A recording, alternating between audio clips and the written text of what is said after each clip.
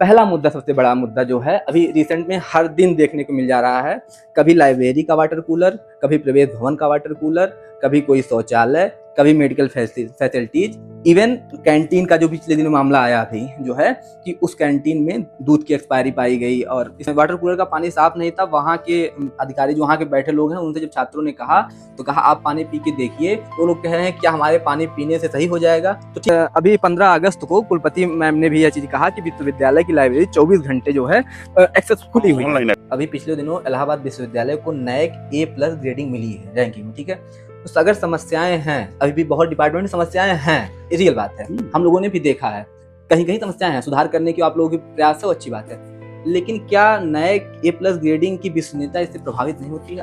एक वीडियो और आती है जिसमें विश्वविद्यालय के अंदर कुछ और बाहरी लोग या कैसे लोग थे आंदोलन कर रहे छात्रों के पास जाते हैं, वहां मारपीट करते हैं। आप और पवन शर्मा जी ने लड़कों को बुलाया और वहां ऐसा करवाया, मारपीट करवाई, तो एक्टिव रहते हैं। उनका एक आरोप और लगता है कि हम जब इस सूचना को अवगत कराने जाते हैं तो हमारे ऊपर मुकदमे लाद दिए जाते हैं, हमारे ऊपर FIR अभी नहीं कोई मुकदमे लादे गए हैं जी। छात्रावास अलॉट देरी से होता है लेकिन उसकी फीस 100% ले ली जाती है पहले सत्र में।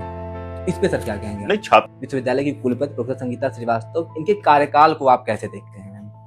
एक अविस्मरणीय कार्यकाल रहा है। शैक्षणिक स्तर पर इतनी बड़ी संख्या में शिक्षकों की भर्ती और गैर शैक्षणिक कर्मचारियों की भर्ती के माध्यम से ही विश्वविद्यालय का आज जो पुनरुद्धार संभव हो चुका है।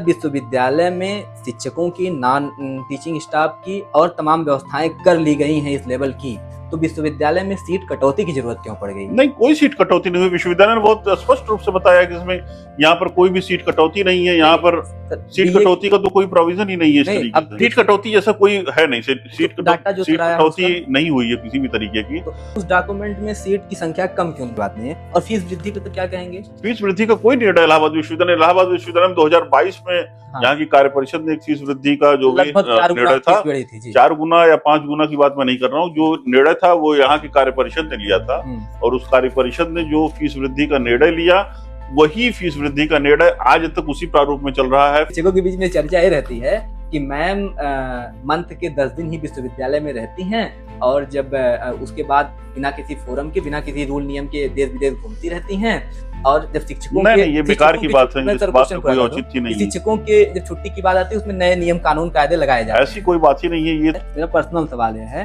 कि यह चीजें तो पिछले 2-3 सालों से हो रही हैं कि लॉ फैकल्टी में पानी गिरने की या बरसात में हालत खराब हो जाती है, तो क्या विश्वविद्यालय इसको समय क्यों सुनिश्चित नहीं करता कि ये सुनिश्चित किया जाए? एक मामला और चलता है कुलपति मैम पे कि उनके ऊपर एक आरोप लगता है जातिवादी होने का। उसका क्या रीजन मैं भी बता देता हूँ कि विश्वविद्यालय में 3-4 बड़े पद, कुलपति, रजिस्ट्रार, FO यानी कि फाइनेंस ऑफिसर, कायस्थ मतलब समाज से आते हैं, और आने वाले कंट्रोलर पद पे जो उनका नियुक्ति होने वाली है वो भी कायस्थ समाज से होने वाले हैं। तो इस जातिवादी आरोप पर आप क्या कहेंगे? नहीं, ये बताऊं कि अब तक परमानेंट प्रॉक्टर की नियुक्ति क्यों नहीं की गई?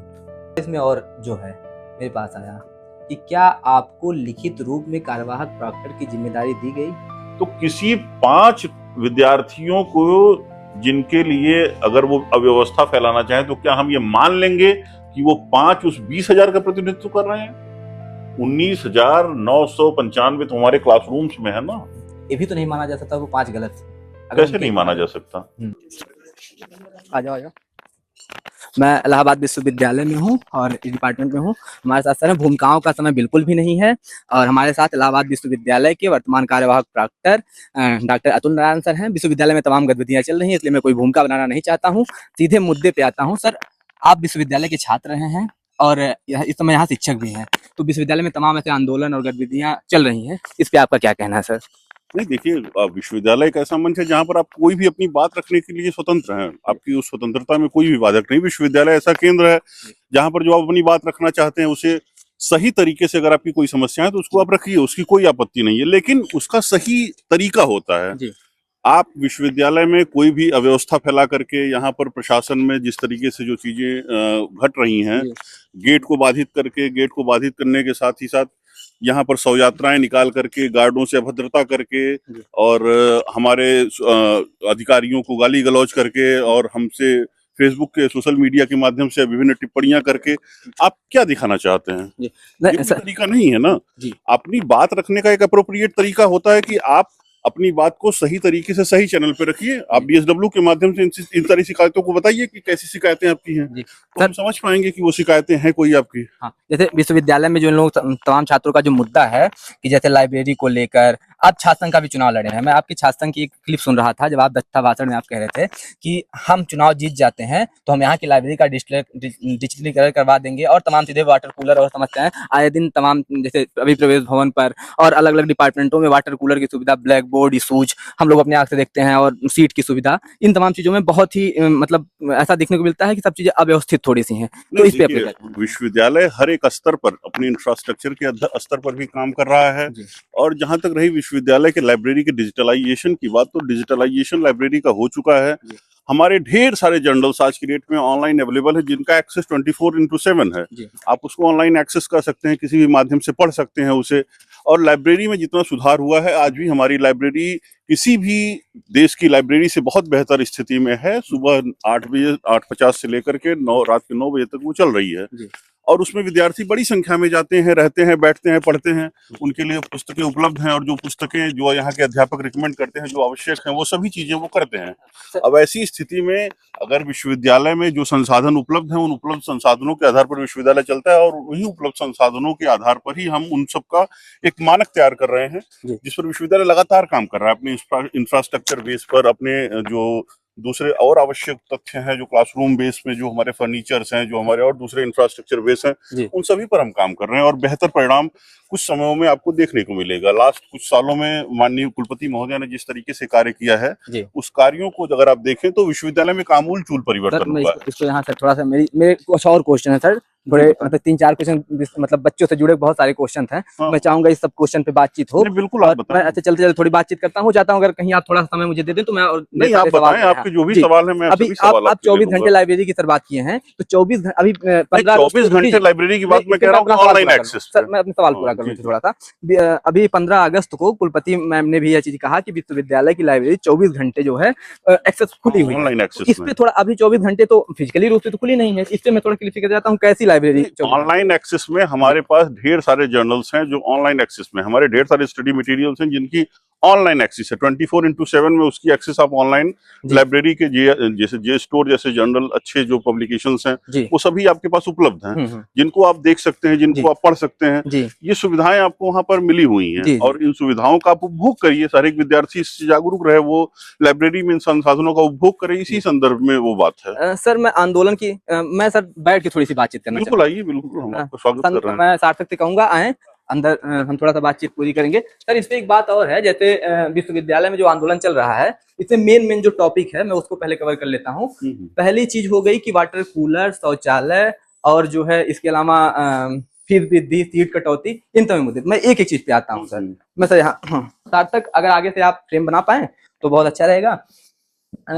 पहला मुद्दा, सबसे बड़ा मुद्दा जो है अभी रिसेंट में हर दिन देखने को मिल जा रहा है, कभी लाइब्रेरी का वाटर कूलर, कभी प्रवेश भवन का वाटर कूलर, कभी कोई शौचालय, कभी मेडिकल फैसिलिटीज, इवन कैंटीन का जो पिछले दिन मामला आया थी जो है कि उस कैंटीन में दूध की एक्सपायरी पाई गई और इन तमाम चीजों पर इस पर आप लोग किस प्रकार से काम कर रहे हैं और इस पर आपका क्या कहना है?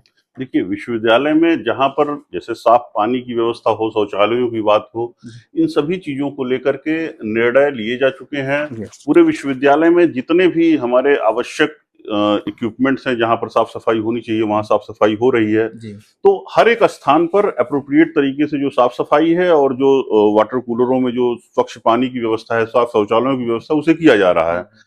अगर आपको कहीं पर ऐसी अव्यवस्था दिख रही है तो उस अव्यवस्था की स्थिति में आप उसे कम से कम हमें बताइए तो कि आखिर आपको ऐसी अव्यवस्था दिख कहाँ पे रही है।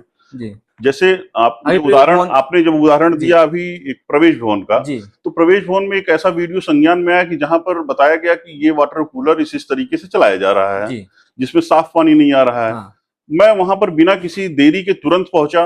वहां पर जो दूसरे बच्चे एनसीसी के वहां पर उपलब्ध थे, उन सभी बच्चों के माध्यम से मैं आपको वो वीडियो दे दूंगा जिसमें हमने उसे बकायदा दिखाया हुआ है कि बच्चों ने ही जांचा और उसे बताया कि ये एकदम साफ टैंक है, पानी साफ है, पीने लायक है और वहां पर उस समय तक तो कोई करंट नहीं आ रहा था, लेकिन अचानक से फिर अगले ही दिन एक और वीडियो आ जाए जिसमें कह रहे हैं करंट आ रहा है। करंट वाला मामला तो ठीक है, उसके पहले जब वाटर कूलर का पानी साफ नहीं था, वहां के अधिकारी जो वहां के बैठे लोग हैं उनसे जब छात्रों ने कहा तो कहा आप पानी पी के देखिए, तो लोग कह रहे हैं क्या हमारे पानी पीने से सही हो जाएगा? तो ठीक है, नहीं हो जाएगा जी। जैसे वहां पर मैं तो खुद गया हुआ था वहां पर, मैंने खुद वहां पानी पिया हुआ है।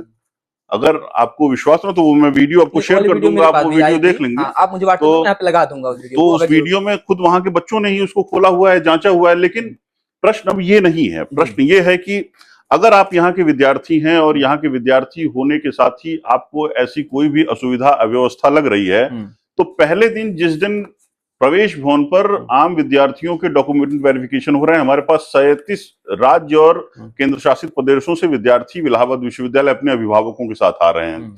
पहले दिन पहले ही घंटे में आप इन चीजों को प्रोपोगेट करके वहां पर क्या दिखाना चाहते हैं कि इलाहाबाद विश्वविद्यालय सिर्फ और सिर्फ अव्यवस्थाओं का अड्डा है, इलाहाबाद विश्वविद्यालय में सिर्फ और सिर्फ अव्यवस्थाएं चल रही हैं।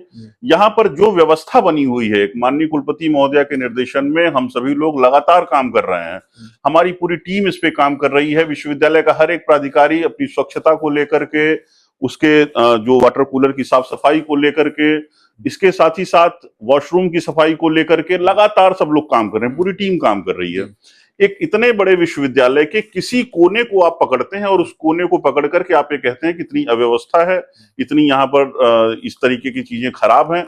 अगर मान लीजिए खराब भी हैं तो आपके घर का हर एक हिस्सा बिल्कुल अप्रोप्रिएट नहीं हो सकता ना। अगर कमी है तो उसे आप घर के माध्यम से सुलझाएंगे, ना कि तुरंत उसे पंचायत लगाएंगे उसकी। तो ये जो अव्यवस्था हो रही कि लोग अपने घर की बातें, आप हमारे विद्यार्थी हैं, पहले हमसे तो बता दीजिए ना कि कहाँ पे दुविधाएं आ रही हैं जी, तो उसे हम दूर कराएंगे। सर इसमें एक चीज और आती है, अभी पिछले दिनों इलाहाबाद विश्वविद्यालय को नैक A+ ग्रेडिंग मिली है रैंकिंग में, ठीक है। तो अगर समस्याएं हैं, अभी भी बहुत डिपार्टमेंट में समस्याएं हैं, ये रियल बात है, हम लोगों ने भी देखा है, कहीं कहीं समस्याएं हैं, सुधार करने की आप लोगों की प्रयास है, अच्छी बात है। लेकिन क्या नैक A+ ग्रेडिंग की विश्वसनीयता इससे प्रभावित नहीं होती है? आपको क्या लगता है? नहीं, नैक A+ की ग्रेडिंग विश्वविद्यालय के नियमित निरंतर हो रहे कार्य की परिणति है। यहाँ पर हो रहे अच्छे शोध कार्य, यहाँ पर हो रहे अच्छे अध्यापन कार्य, यहाँ पर हो रहे अच्छे इंफ्रास्ट्रक्चर वर्क, यहाँ की लाइब्रेरी, यहाँ का एक वर्क कल्चर, यहाँ का एक एटमॉस्फेयर, यहाँ का एक स्टूडेंट टीचर रिलेशन, यहाँ का एक स्टूडेंट एडमिनिस्ट्रेशन बिहेवियर, और यहाँ के माननीय कुलपति महोदया का अहर्निश किया गया कार्य, इसकी परिणति है कि भारत के प्रतिष्ठित विश्वविद्यालयों की कोटि में इलाहाबाद विश्वविद्यालय नैक A+ श्रेणी लेकर के आया जी। इन सभी के पीछे देखिए समस्याएं अगर हैं तो मैं बिल्कुल भी नहीं कह रहा हूं कि समस्याएं नहीं हो सकती हैं जी। कोई भी एक वाटर कूलर अगर फिल्टर उसके वर्क कर रहे हैं तो उस फिल्टर को सही करने का एक टाइम स्पैम है, जिसमें उतना वाटर अगर वो फिल्टर कर लेता है तो फिर वो फिल्टर चेंज होगा जी। अगर सपोज दैट किसी वाटर कूलर के फिल्टर की आज रूपरेखा खत्म, समय सीमा खत्म हुई कि उसे चेंज किया जाना है और आज ही उसे आप टारगेट करें, मान लीजिए कि इलाहाबाद विश्वविद्यालय 5 दिन चलता है, मंडे टू फ्राइडे, फ्राइडे को आप किसी वाटर कूलर में ना जाकर के आप मंडे को जाएंगे वहां, मंडे को वाटर कूलर में पानी अगर स्टोर हुआ तो फ्राइडे, सैटरडे, संडे और मंडे की सुबह अगर आप जाकर के उस वाटर कूलर को टारगेट करेंगे कि ये देखिए कितना गंदा पानी है, तो इस तरीके की व्यवस्थाओं पे प्रश्न खड़ा करने से प्रश्न का सॉल्यूशन नहीं होने वाला है। आपको हमारे साथ कदम ताल करनी पड़ेगी जी। अगर हम उस व्यवस्था को सुधारने की प्रक्रिया में हैं तो मैं इलाहाबाद विश्वविद्यालय के सभी विद्यार्थियों से, यहाँ के उनके अभिभावकों से और आप सभी सुधी लोगों से यह निवेदन कर रहा हूं कि अगर कोई ऐसी चीजें हैं तो आप उसे सीधे प्रशासन को अवगत कराने का कार्यक्रम, जिसपे उस पर बेहतरी से कार्य किया जा सके। यही सर आप कहें कि उनको अवगत कराने का, हालांकि हम लोग अपने माध्यम से जब भी होता है तो आके सूचनाएं देते हैं सर ऐसी ऐसी चीजें दिक्कत चल रही हैं, लेकिन इन छात्रों का जो यहाँ पे आंदोलन, धरना प्रदर्शन वगैरह कर रहे हैं या जो ऐसी चीजों में ज्यादा एक्टिव रहते हैं, उनका एक आरोप और लगता है कि हम जब इस सूचना को अवगत कराने जाते हैं तो हमारे ऊपर मुकदमे लाद दिए जाते हैं, हमारे ऊपर FIR कभी नहीं, कोई मुकदमे नहीं लादे गए हैं जी। इस संदर्भ को लेकर के कोई एक प्रमाण नहीं दे सकता कि अगर कोई ये कहे, ये तो बिल्कुल भ्रामक सूचना है कि कोई ये कहेगा कि हम यहाँ पर आए थे कि वाटर कूलर सही नहीं है, शौचालय सही नहीं है तो मुकदमा कर दिया गया, ये तो बिल्कुल भ्रामक सूचना है जी। कभी भी विश्वविद्यालय प्रशासन बातचीत के किसी भी तरीके को बहुत सही मानता है कि आप हमसे अधिकतम बातचीत करिए, हमसे संपर्क स्थापित करिए, हमें अगर कमियां हैं तो बताइए, तो इन संदर्भों में कोई दिक्कत नहीं है। देखिए आने वाली जनरेशंस जो हैं अगर वो सवाल पूछेंगी तो ही हम उसको उसमें अपने अंदर वो सुधार कर पाएंगे। लेकिन अगर कोई ये कह रहा है कि हम गए थे कहने की साफ पानी दे दिया गया तो मुकदमा हो गया, तो बिल्कुल भ्रामक है। आपके ऊपर मुकदमा इसलिए हो गया जी क्योंकि आपने इलाहाबाद विश्वविद्यालय के मुख्य द्वार को तोड़ने की कोशिश की, आपने इलाहाबाद विश्वविद्यालय के मुख्य द्वार के ताले काटे, आपने इलाहाबाद विश्वविद्यालय के मुख्य द्वार के ताले तोड़े, आपने इलाहाबाद विश्वविद्यालय के मुख्य द्वार की बाउंड्री वॉल फांद करके आप कैंपस में और पूरे कैंपस में आपने शव यात्रा निकाली और यहाँ पर जिंदाबाद मुर्दाबाद के नारे पूरे परिसर में तब लगाए जब पूरे परिसर में कक्षाएं चल रही थी हमारे। आपने यहाँ के मुख्य द्वार को बाधित करके पूरे प्रशासनिक कार्य की व्यवस्था को बाधित किया है। आपके ऊपर तब मुकदमे लादे गए हैं जब यहाँ पर आकर के आपने हमारे ही अधिकारियों के विरुद्ध अभद्र टिप्पणियां की हैं, यहाँ के गार्डों के साथ बदसलूकी की है, यहाँ के गार्डों के साथ बदतमीजी की है, आपने गाली गलौज किए हैं। सोशल मीडिया पे उन सभी के प्रमाण जो ये कह रहे हैं कि उनके ऊपर मुकदमे लादे गए हैं, उन्हीं के ही फेसबुक वॉल पर जाकर के आप देखें तो ये भरे पड़े प्रमाण हैं इसके। इसलिए वो चीजें हुई हैं, ना कि उनके इस संदर्भ में कि उन्होंने कोई शिकायत की है और उसका समाधान नहीं होने पे। समाधान करने के लिए तो विश्वविद्यालय हमेशा तत्पर है। इसमें सर मैं 2 सवाल ऐड करना चाहूंगा। पहला सवाल ये है कि लोग कहते हैं कि हमको ऐसा तब करना पड़ता है जब हमारी बातें नहीं सुनी जाती। दूसरी बात, मैं इसमें 2 क्वेश्चन ऐड कर देता हूँ, एक साथ में चाहूंगा जवाब दे दीजिए। आप छात्र संघ का चुनाव भी लड़े हैं यहाँ से जी, और मैं एक चीज इसमें चाहूंगा कि पहली बात, वो लोग कहते हैं छात्र संघ नहीं इसलिए मेरी बात नहीं सुनी जाती है। दूसरी बात, आप अगर छात्र संघ का चुनाव लड़े हैं विश्वविद्यालय में, छात्र, एक शिक्षक और एक छात्र के रूप में आप किस प्रकार का छात्र संघ इलाहाबाद विश्वविद्यालय में चाहते हैं? देखिए, पहली बात बहुत स्पष्ट कर दूं मैं आपको कि मैं इलाहाबाद विश्वविद्यालय का छात्र रहा हूं और इलाहाबाद विश्वविद्यालय के नाते ही मैं जो हूं आज वो हूं जी। छात्र संघ का मैंने जब चुनाव लड़ा उस समय यहाँ पर छात्र संघ थी, एक व्यवस्था थी, बनी हुई थी जी। लेकिन हाईकोर्ट की एक रूलिंग है, एक उसमें कुछ निर्देश हैं, उस सभी संदर्भों को लेकर के रुका और यहीं के विद्यार्थियों ने यहाँ पर गठित की जाने वाली छात्र परिषद को कंप्लीटली रिजेक्ट कर दिया और वहां पर कोई नामांकन नहीं हुई, तब ये प्रक्रिया ही नहीं हो पाई। परिषद ने हमको छात्र संघ चाहिए। देखिए, आपकी बात रखने का एक फोरम चाहिए आपको, आपके हिसाब से थोड़ी ना कि अगर आप ये कहेंगे कि आपको आईफोन चाहिए कि सैमसंग चाहिए, आपकी जितनी परचेजिंग पैरिटी है उस हिसाब से आप लेंगे। आप ये थोड़ी ना तय करेंगे कि आपको चाहिए कि आपको बातचीत का एक माध्यम चाहिए, इसके लिए आपको फोन चाहिए, तो आप ये कहेंगे कि नहीं हमको आईफोन चाहिए आप अपने पिताजी से, तो उनकी जो पैरिटी रहेगी, उनकी जो परचेजिंग कैपेसिटी रहेगी वही वो करेंगे आपके लिए। आपको अपने एक माध्यम चाहिए थे जिसके लिए विश्वविद्यालय ने प्रयास किया, लेकिन आपने उस संदर्भ पर उस एप्रोप्रिएट टाइम फ्रेम में कुछ नहीं किया। बहुत बड़ा कॉन्फ्लिक्ट, उसमें मैं कभी बात करूंगा। छोटी सी मैं एक तथ्य रख देता हूँ जो बाहर उन लोगों की तरफ से आरोप आते हैं कि उसमें कहा गया छात्र परिषद में लोग नामांकित मतलब नामित किए जाते हैं, तो विश्वविद्यालय प्रशासन अपने तरीके वो तो पूरा मैकेनिज्म था जो बकायदा वेबसाइट पर डिस्प्लेड था और उसकी पूरी एक व्यवस्था बनी हुई थी। उस व्यवस्था को कोई ये कहे कि उसमें ट्रांसपेरेंसी और ये सब चीजें, तो वो बिल्कुल ट्रांसपेरेंट थी जब बनी थी तभी, और उस व्यवस्था को अगर आपने नहीं स्वीकार किया तो उस पर बात करना, विमर्श करना बिल्कुल हमें नहीं लगता किसी भी तरीके से वाजिब है। और जहां तक रही मेरी बात कि मैंने जब छात्र संघ चुनाव लड़ा था, जिन मुद्दों को लेकर के लड़ा था, छात्रों के मुद्दों को लेकर के लड़ा था, तो आज भी मैं एक अध्यापक होने के बाद भी हमारे लिए छात्र हमारी प्राथमिकता है और उन्हीं छात्रों के लिए कुछ भी करने के लिए मैं आज भी तत्पर हूँ जी। छात्रावासों की बात है सर, छात्रावास अलॉट देरी से होता है लेकिन उसकी फीस 100% ले ली जाती है पहले सत्र में, इस पे सर क्या कहेंगे? नहीं, छात्रावास अलॉट देरी से नहीं होता। हाँ।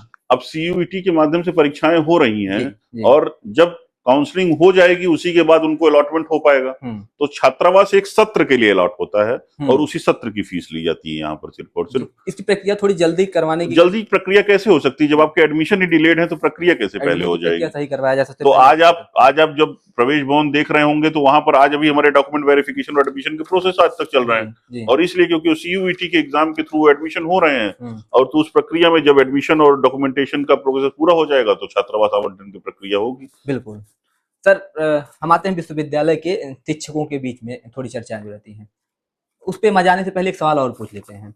विश्वविद्यालय की कुलपति महोदया प्रोफेसर संगीता श्रीवास्तव जी जो हैं, विश्वविद्यालय की कुलपति प्रोफेसर संगीता श्रीवास्तव, इनके कार्यकाल को आप कैसे देखते हैं? एक अविस्मरणीय कार्यकाल रहा है विश्वविद्यालय के इतिहास में, ऐसा कार्यकाल जिसमें एक पैराडाइम शिफ्ट है पूरी तरीके से जी। एक ऐसा समय खंड विश्वविद्यालय के इतिहास में है जिसे हमेशा इतिहास याद रखेगा कि एक पहली महिला कुलपति ने विश्वविद्यालय में कैसा परिवर्तन कर दिया। शैक्षणिक स्तर पर इतनी बड़ी संख्या में शिक्षकों की भर्ती और गैर शैक्षणिक कर्मचारियों की भर्ती के माध्यम से ही विश्वविद्यालय का आज जो पुनरुद्धार संभव हो चुका है वह उन्हीं के मार्गदर्शन में संभव था। अन्यथा की स्थिति में हमें नहीं लगता कि यह कोई और दूसरा इसका सोल्यूशन देने की स्थिति में था, और यही एकमात्र ऐसा माध्यम बन पाया जिससे इस विश्वविद्यालय का पुनरुद्धार संभव हो सका। आप कहे हैं कि इतने शिक्षक, इतने नॉन शिक्षक कर्मचारी जो हैं यहाँ पे उपलब्ध कराए गए।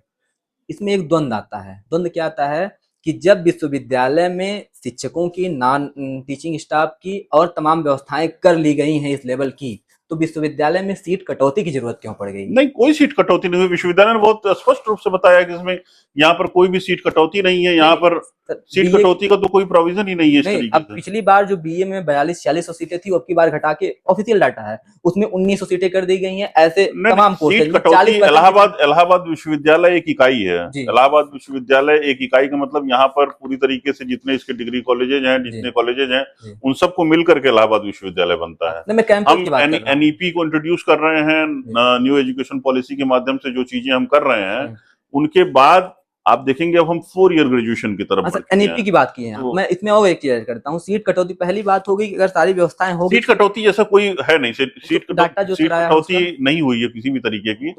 हम अपने आधिकारिक रूप से जो हमारा मैकेनिज्म है, जो इलाहाबाद विश्वविद्यालय है, इलाहाबाद विश्वविद्यालय की इकाई के रूप में हम आज भी उसी तरीके से कार्य कर रहे हैं जैसा हम पहले करते थे। उस डॉक्यूमेंट में सीट की संख्या कम क्यों नहीं? सीट की संख्याओं का आगे पीछे होना यह क्योंकि पोर्टल के माध्यम से एडमिशन होता है, समर्थ पोर्टल इस एडमिशन को ड्रिवन करता है, तो वहां पर जो भी चीजें, जो टेक्निकल जो प्रॉब्लम्स होंगी, जो टेक्निकल उसके सॉल्यूशंस होंगे, उस आधार पर, उस बिहाफ पर उन चीजों को डील किया गया। मतलब आप कह रहे हैं कि जैसे लेकिन सीट कटौती उतनी सीट पर ही एडमिशन की बात सीट कटौती, क्योंकि 4 ईयर बीए प्रोग्राम में अब हम हैं और जितनी चीजें हो रही हैं वो उसी तरीके से चल रही हैं जैसी पहले थी। तो सीट कटौती का कोई उस तरीके का प्रोविजन जैसा आप बता रहे हैं उस तरीके से नहीं। वाउचर में जो आया है उसमें लिखा गया है कि सीट, मतलब पहले पिछले वाउचर में था कि इतनी सीटें थी, अब कट करके कम कर दी गई। नहीं, कम करने में ऐसी कोई सूचना यहाँ पे नहीं है फिलहाल। कम नहीं कहा गया उसमें, जैसे पिछले वाले में जो था उसमें 4600 सीटें थी, अब की जो था उसमें 1900-2000 के आसपास सीटें कर दी गई। जिस कोर्स में ऐसे बीकॉम के कोर्स में पहले 600-700 थी, अब की बात 300-400 कर दी गई है। नहीं, देखिए आधिकारिक रूप से इस तरीके की कोई वाउचर है सर, कोई पुष्टि नहीं है फिलहाल। तो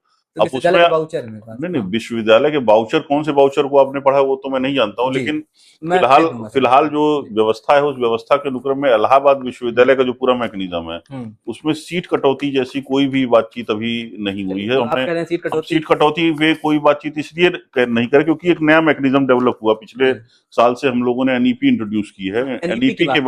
एनईपी के बाद हम जिस मैकेनिज्म में हम 4 ईयर ग्रेजुएशन कोर्स में है, इसके साथ ही साथ हमारा जो 3 ईयर प्रोग्राम है वो उसी तरीके से चल रहा है। साथ ही साथ हम पैरेलल एक तरीके से, माने अब तो हम 2 कोर्सेज को एक साथ संचालित कर रहे हैं। हमारे यहाँ स्किल एनहांसमेंट के लगभग 350-400 कोर्सेज इस समय इन प्रोसेस हैं, जो चल रहे हैं डिफरेंट डिपार्टमेंट्स में, समर वैकेशन में भी चलने के लिए जो हर एक जगह पर है, चल रहे हैं लगातार। एनईपी की बात किए हैं, अगर सीट कटौती आप कहें नहीं हुई है, अगर सीट कटौती हुई तो एनईपी के अनुसार वह भी एक प्रक्रिया में गलत साबित हो रही है, क्योंकि एनईपी के अनुसार जितने प्राथमिक शिक्षा में लोग हैं उसके 50% लोग उच्च शिक्षा में जाने चाहिए। तो ऐसे में उच्च शिक्षा में लोगों का बढ़ाना जरूरी है, ना कि घटा के कम करना। नहीं, घटाने में तो बार बार कह रहा हूँ कि घटाने जैसी बात ही करना बेमानी होगी, जिसमें घटाने जैसी कोई बात ही नहीं है। मैं ठीक है सर, कोई बात नहीं है। और फीस वृद्धि पे तो क्या कहेंगे? फीस वृद्धि का कोई निर्णय इलाहाबाद विश्वविद्यालय में 2022 में यहाँ की कार्य परिषद ने एक फीस वृद्धि का जो भी निर्णय था, 4 गुना या 5 गुना की बात मैं नहीं कर रहा हूँ, जो निर्णय था वो यहाँ की कार्य परिषद ने लिया था।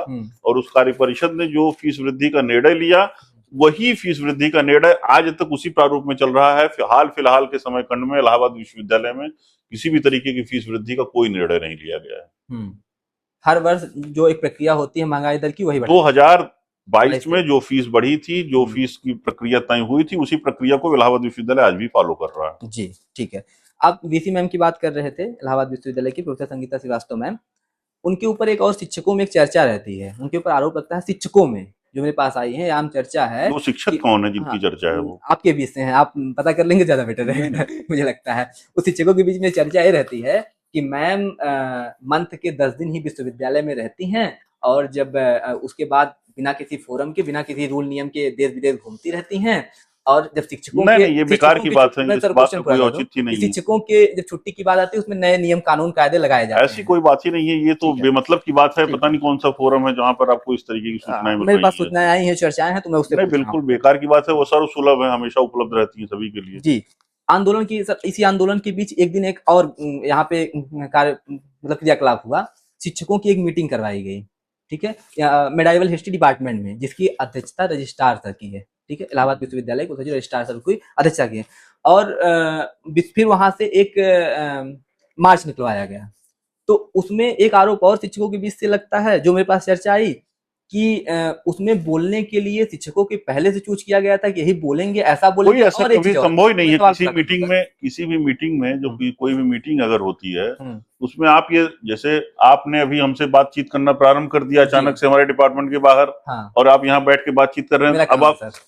अब ये कोई कह दे कि ये जो आप पूछ रहे हैं आप हमसे पहले से पूछ करके आए थे, तो ये कौन सी बात नहीं नहीं होती है? सर, ये मेरा ये काम है। देखिए देखिए, कहने वालों के ऊपर नहीं है ना, कि कहने वाले तो कुछ भी कह देंगे। हमारा काम है तभी चर्चाएं आप तक रखने का, आपसे जवाब लेने की नहीं, सर, मैं वही तो एक जिम्मेदारी एग्जांपल है। दे रहा हूँ कि आपने हमसे अचानक से, हमारी मुलाकात हुई जी, आपकी, जी। आपने अचानक से हमसे बातचीत करना प्रारंभ किया, तो ठीक है, आपका मैंने कैमरा गाड़ी ऑन था, देखा तो सर, मेरा कैमरामैन हमारे साथ थे तो सब लोग, तो मैं सोचा यही यहाँ बात से है ना कि जितने सवाल चल रहे हैं आपका जवाब दे कैमरा दिया ऑन था, जाए। तो हमने जी, कोई किसी चीज में कोई आपत्ति नहीं की कि नहीं ठीक नहीं है, अगर आपके बिल्कुल। सवाल हैं तो सवालों का जवाब होने चाहिए, आप पूछ सकते हैं। उस मीटिंग में एक आरोप यह भी लगाया जा रहा है कि जो है वहां नॉर्थ हॉल से लेकर उसके मेन गेट तक ले जाया गया, ऐसा बता के परेड के नाम पे ले जाया गया, वहां ले जाके छात्र विरोधी नारे लगवाए गए, जिससे कुछ शिक्षक असंतुष्ट भी थे। कोई इसके बारे प्रमाण में नहीं है इसका। जी, इसका कोई प्रमाण बताए कि छात्र विरोधी नारे कोई शिक्षक कभी लगा सकता है?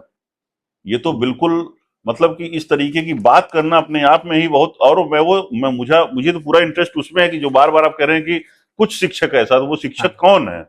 आप लोगों के बीच से हैं। कौन है, वही तो जानना है, कि हम जी, तो नहीं जानते ऐसे किसी शिक्षक को जो हमारे साथ खड़े हैं। जी, तो आखिर वो जो शिक्षक ये बात कह रहे हैं, वो शिक्षक कौन है जिन्होंने ये बातें कही हैं, जिन्होंने ये बातें बताई हैं? या आखिर वो शिक्षक कौन है जो ये बता रहे हैं कि छात्र विरोधी? कभी भी शिक्षक छात्र विरोधी हो सकता है?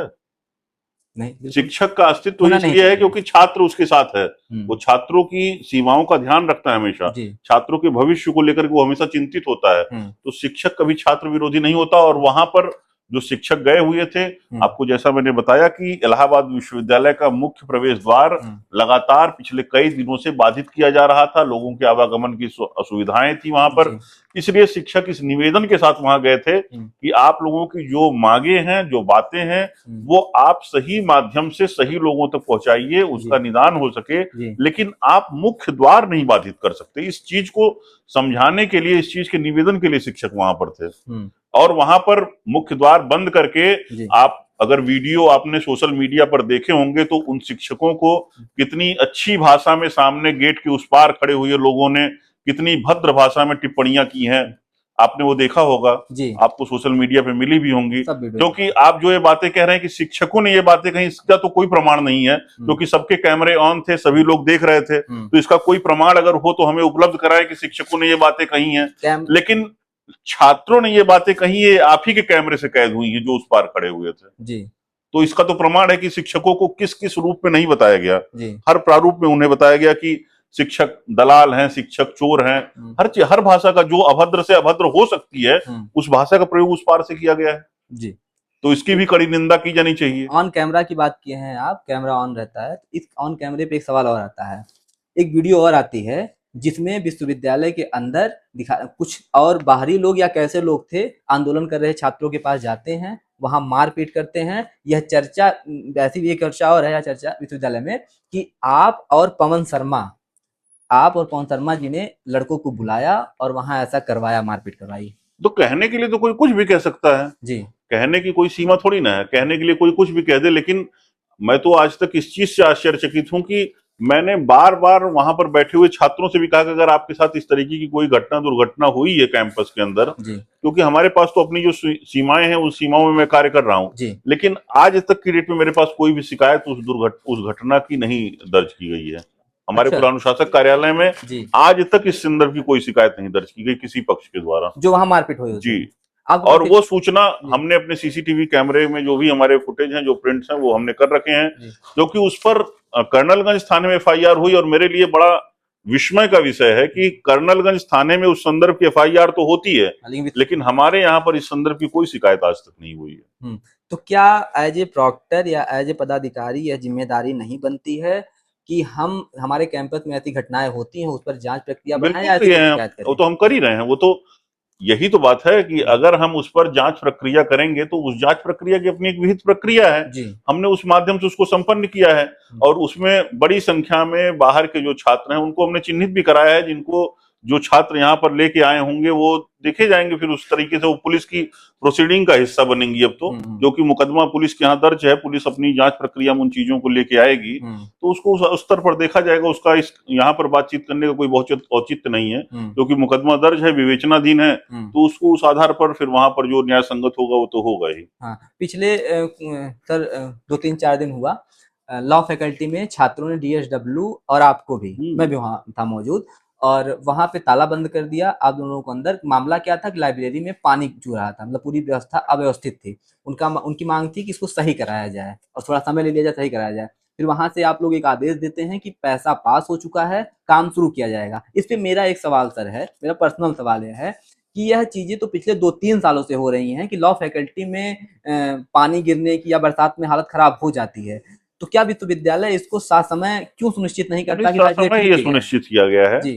जब ये एक विहित प्रक्रिया है, उस प्रक्रिया के तहत लाइब्रेरी के मेंटेनेंस का पूरा एक जो बजट है वो एलोकेट किया जा चुका था, लेकिन प्रॉब्लम ये थी कि उन इन ड्यूरेशन में बहुत ज्यादा ही बारिश, आपको भी पता है कि इलाहाबाद विश्वविद्यालय, इलाहाबाद में प्रयागराज के क्षेत्र में पिछले दशक भर के बारिश का रिकॉर्ड अब की टूट गया जी। तो उस संदर्भ में ऐसी चीजें आई हैं कि जब वहां पर वो संज्ञान में आया तो उसी दिन उस घटना को संज्ञान में लेकर के वहां पर जो भी आवश्यक कार्रवाई थी, जो भी उसका सुसंगत बजट था, सभी चीजें ऑलरेडी एलोकेटेड हैं।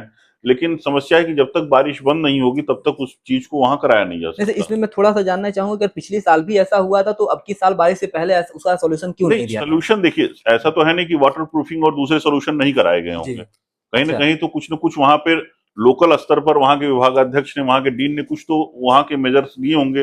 लेकिन जब चीजें नहीं हुई तो फिर उन्होंने जब दूसरे पत्राचार किए तो उस पत्राचार के माध्यम से जो एक विहित प्रक्रिया थी, उस विहित प्रक्रिया में उसे सैंक्शन करके अब वहां पर सुधार के लिए भेज दिया गया है। देखिए, घर में विश्वविद्यालय की एक लाइब्रेरी को लेकर के जो कंसर्न है वो हर एक जगह पर है। जैसे इलाहाबाद विश्वविद्यालय के लॉ फैकल्टी की लाइब्रेरी हो या सेंट्रल लाइब्रेरी हो, अगर वहां पर समस्याएं हैं तो समस्याओं का समाधान किया जाना एक अवश्यंभावी है, जो समस्याएं न रहें। उस पर विश्वविद्यालय प्रशासन का कोई भी अंतर्विरोध नहीं है अपने छात्रों के साथ में। हम भी वही मानते हैं जो आप मानते हैं कि जो समस्याएं हैं उनका नियत समय पर समाधान हो जाए, लेकिन समाधान करने की एक विहित प्रक्रिया है, उस प्रक्रिया के अंतर्गत ही किसी चीज का समाधान संभव है। और उन्हीं प्रक्रियाओं में जो समय लगा है वो लगा है, तुरंत उसका समाधान भी कर लिया गया है और अतिशीघ्र इन सभी के मेंटेनेंस जो वर्क हैं वो खत्म सही कर लिए जाएंगे। एक मामला और चलता है कुलपति मैम पे कि उनके ऊपर एक आरोप लगता है जातिवादी होने का। उसका क्या रीजन मैं भी बता देता हूँ कि विश्वविद्यालय में 3-4 बड़े पद, कुलपति, रजिस्ट्रार, एफओ यानी कि फाइनेंस ऑफिसर, कायस्थ मतलब समाज से आते हैं, और आने वाले कंट्रोलर या कंट्रोलर पद पे जो उनका नियुक्ति होने वाली है वो भी कायस्थ समाज से होने वाले हैं। तो इस जातिवादी आरोप पर आप क्या कहेंगे? नहीं, ये तो बेकार, बिल्कुल अजीब ही बात है कि किसी के जाति से उसके पद का क्या ताल्लुक होता है जी। किसी की जाति पे बैठा हुआ व्यक्ति उसके पद से कैसे एसोसिएट हो सकता है? कोई भी व्यक्ति अपनी योग्यता के अनुसार उस पद पर आया है, अगर वह योग्य था, उसके अंदर योग्यता थी, तब वो उस पद पर है।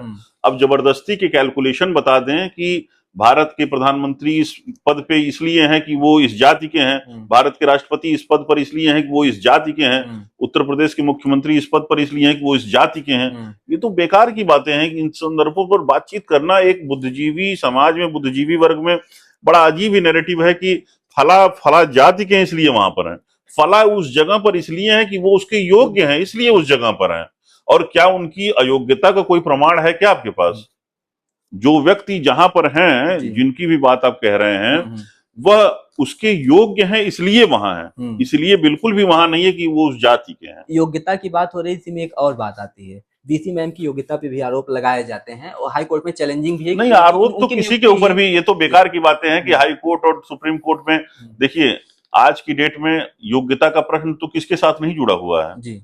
आप जबरदस्ती की चीजों को किसी के साथ जोड़ देंगे, कभी भी don't compare Apple with oranges. जबरदस्ती किसी के भी आरोप का कोई जवाब देने के लिए नहीं खड़ा हुआ है यहाँ ना, कि कोई भी राह चलता हुआ आदमी जब सवाल करने लगेगा तो उसका हम चल देंगे हर चीज का जवाब देने के लिए। माननीय कुलपति महोदया के नेतृत्व में इलाहाबाद विश्वविद्यालय ने जितनी तरक्की की है, उस तरक्की को अगर आप कभी मापेंगे निकट भविष्य में जाकर के, तब आपको इसका अंदाजा लगेगा आज के सालों बाद कि इलाहाबाद विश्वविद्यालय ने उस समय क्या हासिल किया था, जिसे हासिल कर पाने में आगे के समय में कई दशकों लग जाते हैं। अंतिम समय के मेरे कुछ क्वेश्चंस हैं आपसे संबंधित है, इसे सीधा जी बताएं। इसके पहले आप प्रॉक्टोरियल बोर्ड के सदस्य थे, पिछले प्रॉक्टर ने अपना पद क्यों छोड़ा, मैं इस सवाल पर नहीं जा रहा हूँ। मैं सिर्फ इतना पूछना चाहता हूँ कि अब तक परमानेंट प्रॉक्टर की नियुक्ति क्यों नहीं की गई? ये तो कोई मतलब इसमें मैं क्या कर सकता हूँ जी। किसी का अगर हमारा जब तक हमारे ऊपर विश्वास है तब तक मैं यहाँ कार्य कर रहा हूँ। मैं यह पद क्या मांगने गया हूँ क्या ऐसा कुछ था क्या कि ऑर्डिनेंस के अनुसार कोई प्रॉक्टर बनने के लिए तैयार नहीं हुआ? नहीं, या आपको जो है इस ये आप कैसे जान सकते हैं या हम कैसे जान सकते हैं इस चीज? जो आम चर्चाएं हैं मैं उसी सवाल पूछ रहा हूं। कोई नहीं, आम चर्चा नहीं होती, ये बेहूदी चर्चाएं इस तरीके की, इन चर्चाओं में कोई आधार है? जबरदस्ती की बातों का कोई, देखिए बिना सर पैर की बातों का कोई मतलब नहीं होता ना। हम कहाँ पर हैं, क्यों हैं, कैसे हैं, आप यहाँ पर हैं, क्यों हैं, कैसे हैं, आप क्या चाहते हैं कि कोई मैं आपसे बात कर रहा हूं, मैं आपको नहीं जानता हूं कि आप किस चैनल से हैं, क्या कर रहे हैं, क्या नहीं कर रहे हैं। आपके सामने एक माइक था, एक कैमरा था, मैं आपसे इतनी बातें कर ले गया, आपने हमसे जितनी बातें पूछी हर एक का मैंने जवाब दिया, किसी पे भी मैंने स्किप नहीं किया किसी भी तरीके से, यहाँ तक कि मैं आपको जानता भी नहीं हूँ वस्तुस्थिति क्या थी यहाँ पे। हम लोग इलाहाबाद विश्वविद्यालय में ही एक सोशल मीडिया प्लेटफॉर्म चलाते हैं, हम उम्मीद भी करते हैं कि विश्वविद्यालय के जितने भी जिम्मेदार लोग हैं, जो सवाल पूछे जाते हैं कम से कम उस पर जवाब मिले। नहीं, जवाब तो हर कोई देगा। देखिए एक बात आपको मैं बहुत स्पष्ट कर दूं, इलाहाबाद विश्वविद्यालय में इस समय 20,000 विद्यार्थी हैं। उन 20,000 विद्यार्थियों के अनुशासन देखना, उनकी सुरक्षा देखना और उनके हर एक कंसर्न पे अपना ध्यान केंद्रित करना हमारा मूलभूत उद्देश्य है। इस उद्देश्य के बीच में अगर कोई व्यवधान बनेगा, इन छात्रों की कक्षाओं के बीच में कोई व्यवधान बनेगा, इन छात्रों के लिए अगर कोई व्यवधान बनेगा, तो फिर यहाँ समस्या उसके लिए होगी, क्योंकि अनुशासनात्मक कार्यवाही वहां पर होगी। और जब आप अनुशासनात्मक कार्यवाही किसी के ऊपर करेंगे तो तरीके के सवाल फिर वहां पर उठते हैं। ये जो कुर्सी है इतनी आसान नहीं है जी।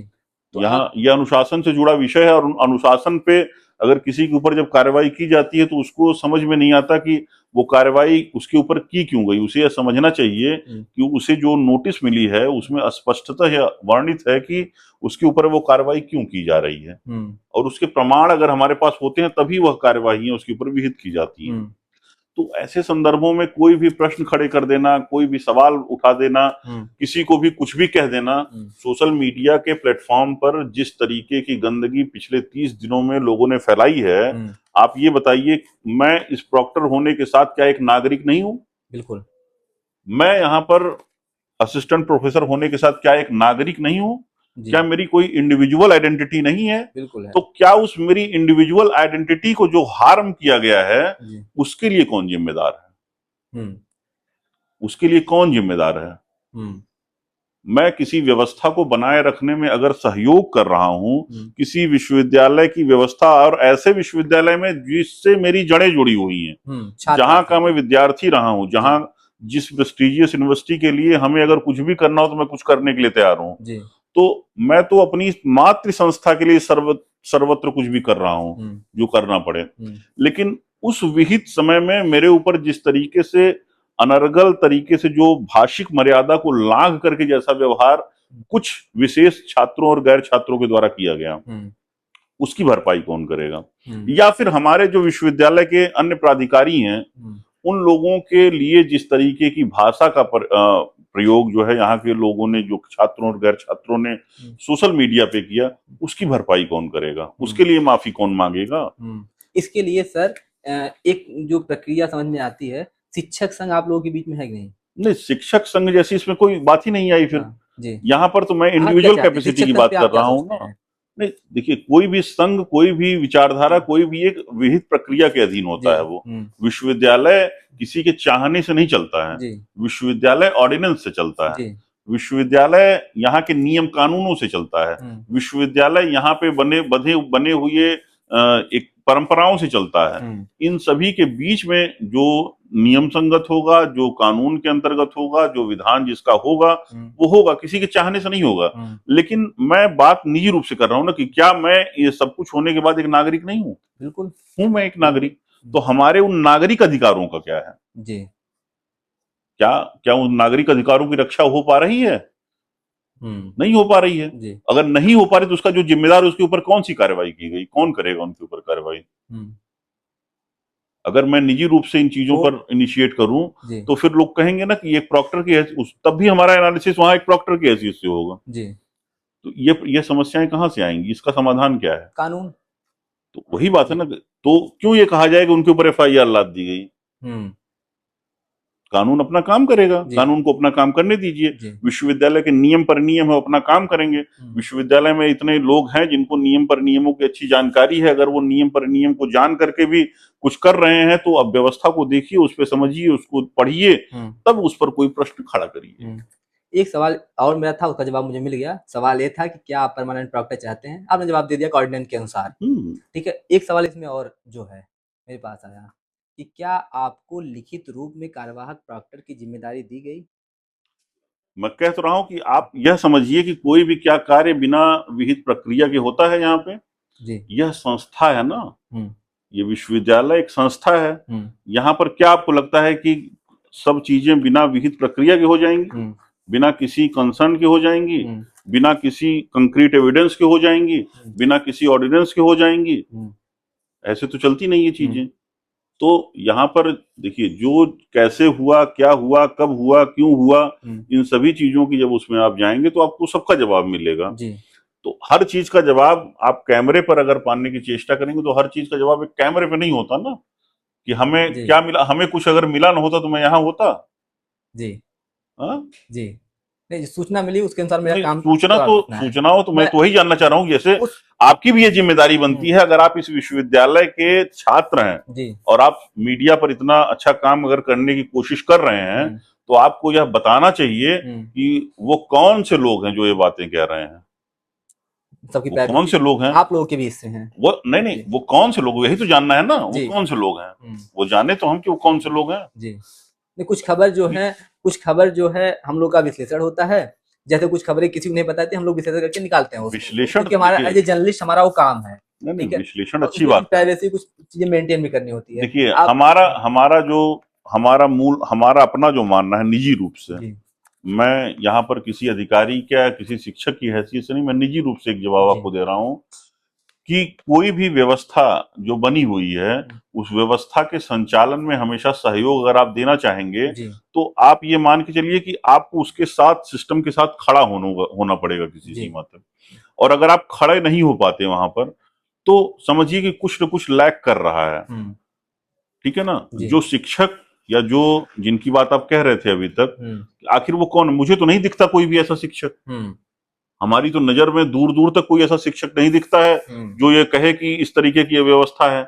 हमारी नजर में तो कोई भी आज तक ये शिक्षक ऐसा दिखा नहीं जो छात्रों, अरे इलाहाबाद विश्वविद्यालय में जितने विद्यार्थी हैं उन विद्यार्थियों में से जितने हैं सबके सब तो हमें क्लासरूम में दिख रहे हैं। और जितनों की कंसर्न अगर कुछ है तो वो निजी रूप से आते हैं तो उनका समाधान किया जाता है वहां पर। तो किसी 5 विद्यार्थियों को जिनके लिए अगर वो अव्यवस्था फैलाना चाहे तो क्या हम ये मान लेंगे कि वो 5 उस 20,000 का प्रतिनिधित्व कर रहे हैं? 19,995 तो हमारे क्लासरूम्स में है ना। ये भी तो नहीं माना जा सकता वो 5 गलत है। कैसे नहीं माना जा सकता? क्या आप इस चीज को फिर इस चीज की तस्दीक आप करते हैं कि कैंपस के अंदर क्लासेस चल रही हैं और नारेबाजी करना अच्छी बात है? क्या आप इस बात की तस्दीक कर रहे हैं कि हमारे हेरिटेज वॉल्स पर कुछ स्पेशल स्लोगन्स लिख दिए जाएं? ये आप इस चीज को मानते हैं? क्या आप इस चीज को मानते हैं कि हमारे विश्वविद्यालय का मुख्य द्वार तोड़ दिया जाए? क्या आप इस चीज को मानते हैं कि हमारे विश्वविद्यालय के ताले तोड़ दिए जाएं? क्या आप इस चीज को मानेंगे कि विश्वविद्यालय के तालों को काट दिया जाए? क्या आप इस चीज को मानेंगे कि हमारे अधिकारियों को गालियां दी जाए? क्या आप इस चीज को मानेंगे कि हमारे सुरक्षा गार्डों को गालियां दी जाए, हमारे सुरक्षा गार्डों के साथ दुर्व्यवहार किया जाए? क्या आप इस चीज को मानेंगे? इस चीज को भी आप नहीं मानेंगे। अगर आप इतनी चीजों को नहीं मानेंगे, उन चीजों को कैसे मानेंगे फिर आप? अगर सही और गलत 2 ही चीज हो सकती है ना, तो जब इतनी चीजें गलत हैं तो वो एक सही कैसे हो सकता है? बताइए। इसमें एक बात और लास्ट में एक सवाल मैं रखूंगा, 1-2 सवाल मेरे हैं कि विश्वविद्यालय में जब कोई सांस्कृतिक कार्यक्रम होता है, जैसे एलुमनाई मीट हो गया, कन्वोकेशन हो गया, ये सब कार्यक्रम छात्रों का होता है। इन सब कार्यक्रम में छात्रों को छात्र रहते हैं, एंट्री क्यों नहीं दी जाती है? छात्र रहते हैं, ये तो नहीं, गलत, ये तो बिल्कुल गलत लिमिटेड तथ्य है। ऐसे छात्र रहते हैं जो अच्छा, एक बात गिने-चुने लोग बताइए, रहते आप हैं। जी। किसी भी हॉल की कैपेसिटी जो है हुँ, वो 1000 है, हुँ, हमारे पास 20,000 छात्र हैं, हुँ। तो किस आधार पर होगा कि वहां 1000 छात्र बैठेंगे? एलुमनाई मीट हुआ तो हॉल में यहाँ पे तो बहुत मात्रा में बरकत छात्र थे, बड़ी संख्या में छात्र वहां आए हुए थे। जी। ये तो यही यही तो यूजी और भ्रम है, यूजी यही पीजी कोई भ्रम है। छात्र नहीं आए। सोचिए, जब जब जो भी कार्यक्रम इस तरीके के हुए हैं वहां पर छात्रों, अब हमारी इतनी कैपेसिटी नहीं है कि हम 20,000 छात्रों की व्यवस्था करें, हुँ, तो उसमें एक लिमिटेड ऑडियंस, तो हमें वहां पर क्या करेगा, हम क्लास के हिसाब से, सेक्शंस के हिसाब से, या फिर उनके कोर्सेज के हिसाब से उनको फिर इनवाइट भेजते हैं। अच्छा, ठीक है ना? तो जी। हर बार ये होता है, जो भी चीजें यहाँ होती हैं वो स्टूडेंट सेंट्रिक होती हैं। हुँ, स्टूडेंट सेंट्रिक चीजों के लिए ही विश्वविद्यालय है, और जो भी चीजें होती हैं वो स्टूडेंट सेंट्रिक होती हैं। हुँ, लेकिन होता क्या है कि चश्मा जब तक आप दूसरा लगाए रखते हैं आपको वो दिखती नहीं है। जी। सही चश्मे से जब आप उसको देखेंगे तो आपको दिखेंगी वहां। हुँ। अंतिम के 2 सवाल मेरे। पहला सवाल जो है कि आप छात्रों के द्वारा किस प्रकार के आंदोलन की मतलब भूमिका देखते हैं? कैसा आंदोलन होना चाहिए? आंदोलन का स्वरूप क्या होना चाहिए? आंदोलन क्यों होगा? आंदोलन अगर कोई होने भी की तो समस्या है। जी। आंदोलन की तो कोई बात ही नहीं आनी चाहिए, हुँ, क्योंकि जब तक आपके पास सभी चैनल्स खुले हुए हैं, हुँ, आपकी समस्याओं को सुनने वाले लोग हुँ, अगर आपके समक्ष खड़े हैं कि आप उनको समस्याएं बताएं और वो समाधान करेंगे, हुँ, तो आंदोलन जैसी बात कहां पे आती है वहां हुँ, पे? तो आंदोलन जैसी बात ही नहीं आई फिर वहां। हुँ, और आंदोलन जैसी बात जब नहीं आई, हुँ, तो उस स्थिति में आप ये समझिए कि हम आपसे सिर्फ और सिर्फ ये जानना चाह रहे हैं कि समस्याएं हैं कहाँ कहाँ, आप बता दीजिए ना हमें। हुँ, मैक्सिमम समस्याओं को तो हमने ट्रैक कर लिया, ट्रेस कर लिया, देख लिया, समझ लिया, जान लिया हुँ, कि कहाँ पर है, उस पर काम कर रहे हैं हम। जी। और देखिए, ये हमारा एक परिवार है। हुँ, अगर हम ये बिल्कुल कभी नहीं कहते कि 100% समाधान हम किसी भी चीज का सुनिश्चित कर पाएंगे, जी। क्योंकि हो सकता है किसी कोने में हम कर रहे हो तो दूसरे कोने में एक समस्या आ जाए, हुँ, तो हम वहां से निपट करके फिर दूसरे कोने की तरफ जाएंगे। हुँ, और वहां कर रहे हो तो हो सकता है तीसरे कोने में कोई समस्या आ जाए, जी। फिर हम वहां की तरफ मूव करेंगे। हुँ, लेकिन हम समस्या को अनअटेंडेड नहीं छोड़ते हैं कहीं पर भी, जी। उन समस्याओं को हम अटेंड करके छोड़ते हैं हमेशा। हुँ, और समस्याओं का सलूशन होना चाहिए, हुँ, ये मुख्य चीज है। किसी भी चीज का सलूशन आंदोलन नहीं है, जी, लेकिन हाँ, आपको अपनी बातें रखने की स्वतंत्रता है। जी। आप अपनी बात अप्रोप्रिएट लोगों तक, चैनल तक, अधिकारियों तक रखिए, जी। पहुंचाइए, हाँ। और उनका समाधान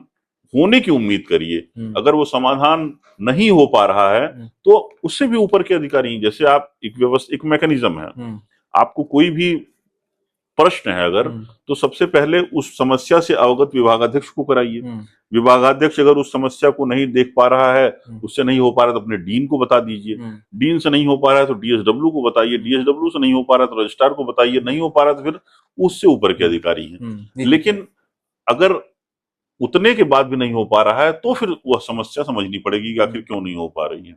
तो आप अंतिम में महाविद्यालय के सभी छात्रों को एश्योर कर सकते हैं कि आपके पास जो भी समस्याएं जेन्युइन हैं, आप हमारे पास या किसी जिम्मेदार व्यक्ति के पास जाइए और सारी समस्याओं का सॉल्यूशन आपका किया जाएगा। बिल्कुल है, वाजिब। देखिए, हम तो बार बार अपने विद्यार्थियों से आग्रह करते हैं कि आप यहाँ पर अध्ययन के लिए, अध्ययन कार्य के लिए आए हुए हैं। हुँ, आपके शिक्षक यहाँ अध्यापन कार्य के लिए हैं। हुँ, आप दोनों के बीच के कोऑर्डिनेशन से ही ये विश्वविद्यालय चल रहा है। हुँ, इस बीच में आपके शिक्षण कार्य में कोई अवरोध अगर किसी भी विशेष असुविधा के कारण हो हुँ, रहा है, हुँ, तो आपकी यह जिम्मेदारी बनती है कि आप उन असुविधाओं से जो अथॉरिटीज हैं कॉम्पिटेंट, उसको आप अवगत करा दें। हुँ, अवगत कराने के बाद विश्वविद्यालय में माननीय कुलपति महोदया ने इन सभी समस्याओं को सही अधिकारियों के माध्यम से उसे समाधान कराने का स्पष्ट निर्देश जारी कर रखा है। अगर जो समस्याएं आएंगी, हुँ, उसको सही तरीके से, सुनियोजित तरीके से उसका समाधान कराने का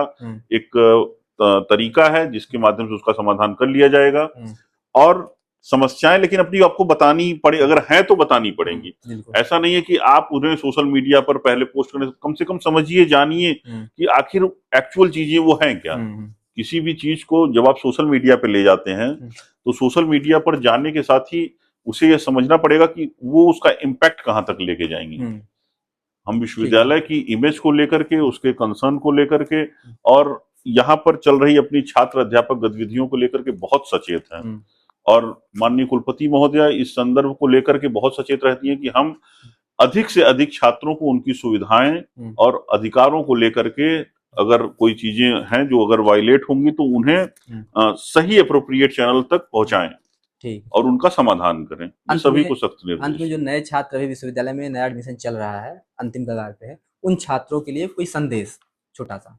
नए छात्रों को मैं कहूंगा सिर्फ ये कि आप अभी अपने विद्यालय से इस विश्वविद्यालय की तरफ आ रहे हैं। उम्मीद करता हूं कि आप एक अच्छे विद्यार्थी के रूप में, एक अच्छा नागरिक बनते हुए इस विश्वविद्यालय से इस देश की तरफ जाएंगे, अच्छे अधिकारी बनेंगे, अच्छे प्रशासक बनेंगे, अच्छे नेता बनेंगे। और उम्मीद आपसे विश्वविद्यालय ये करता है कि आइए, आपका इलाहाबाद विश्वविद्यालय में स्वागत है। अपने कक्षाओं में बैठिए, पढ़ाई लिखाई कीजिए, और अगर शिक्षक और छात्रों के बीच में एक अच्छा संवाद कौशल उत्पन्न होगा तो आपकी ग्रोथ उसी में है। सर, आप इतना हमें समय दिए, इसके लिए आपका बहुत बहुत धन्यवाद। और हम उम्मीद करेंगे कि आपका भी बहुत बहुत धन्यवाद। आप लोग मीडिया से या तमाम ऐसे सोशल मीडिया के लोग हैं जिससे अपनी बातें रखेंगे, छात्रों तक पहुंचती रहता है। आपने हमें पहली बार अप्रोच किया, हमने आपको मना किया? नहीं सर, नहीं मना किया। ठीक है ना? जी सर, बहुत बहुत धन्यवाद। बहुत बहुत धन्यवाद।